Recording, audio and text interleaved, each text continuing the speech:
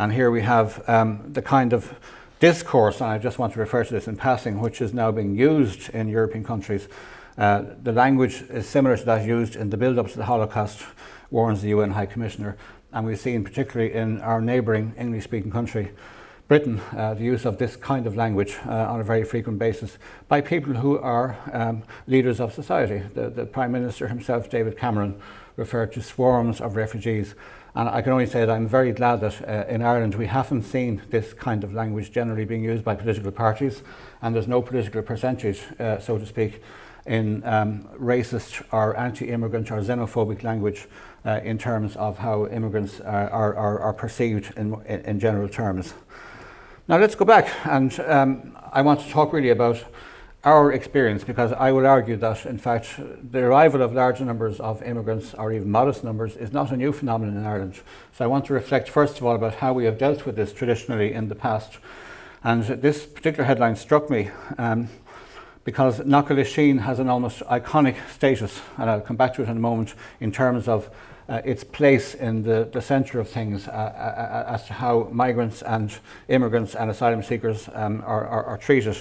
This particular occasion occurred about 6 years ago, and as it says here, one resident, Terry from Nigeria, said he has spent 4 years in Knockalishin and said residents cannot be expected to eat the same food every day for years on end, and there was a hunger strike.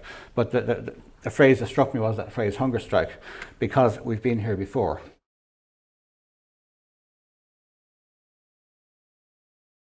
We got an awful lot of things very, very wrong.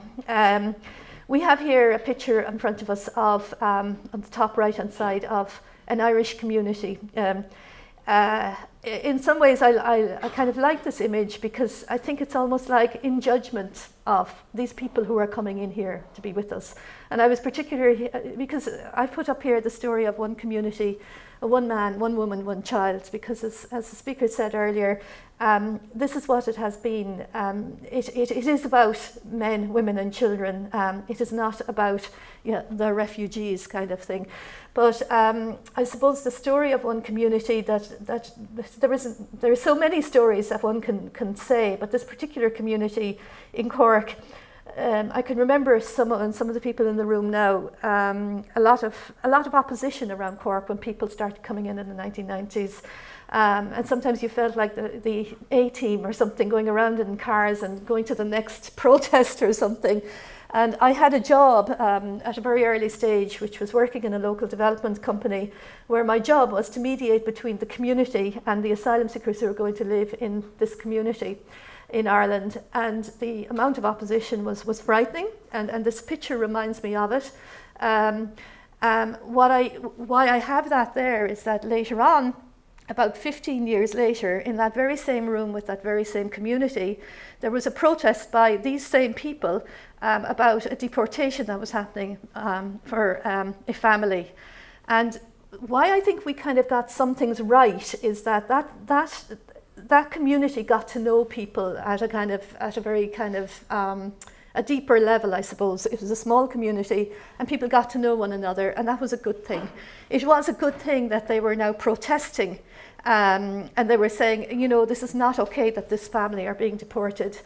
What I think was not good was some of the things behind that for one thing, one of the big reasons they were giving was these two children in this family were very good at in the GAA, and the team were winning all over the place.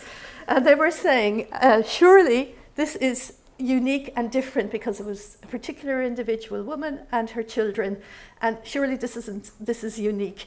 Whereas, like, for those of us working in this field, this was happening every day of the week. There were people that you met certainly every day, every week, where this was happening. People were being deported.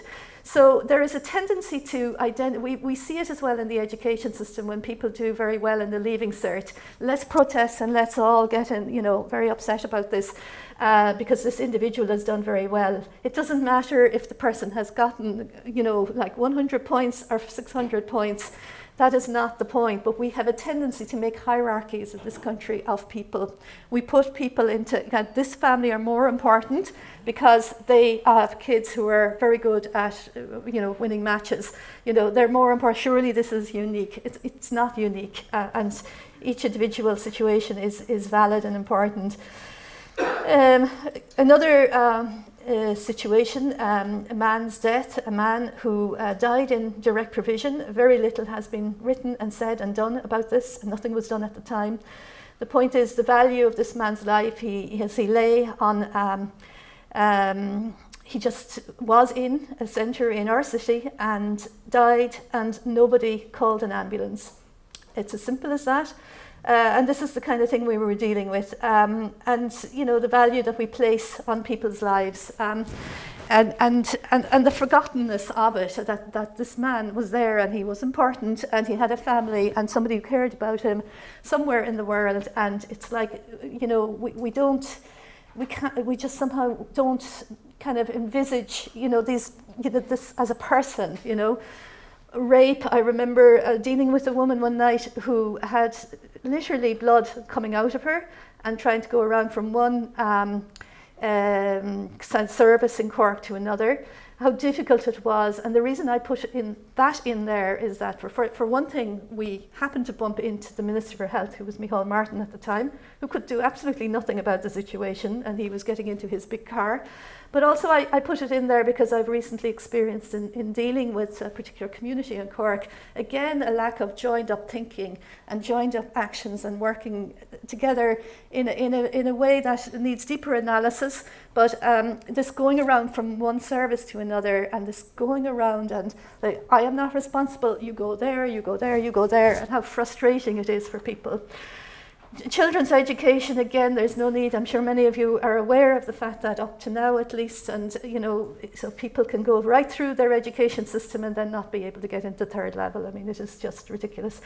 And of course, the entire story of direct provision is something that we got very wrong. I don't need to go into all the reasons again because we've been talking about it for the last 20 years. So then we got some things very wrong again. I suppose I can remember going into prisons with people who were detained in prison because even though they had claimed asylum here, often going to Cork prison.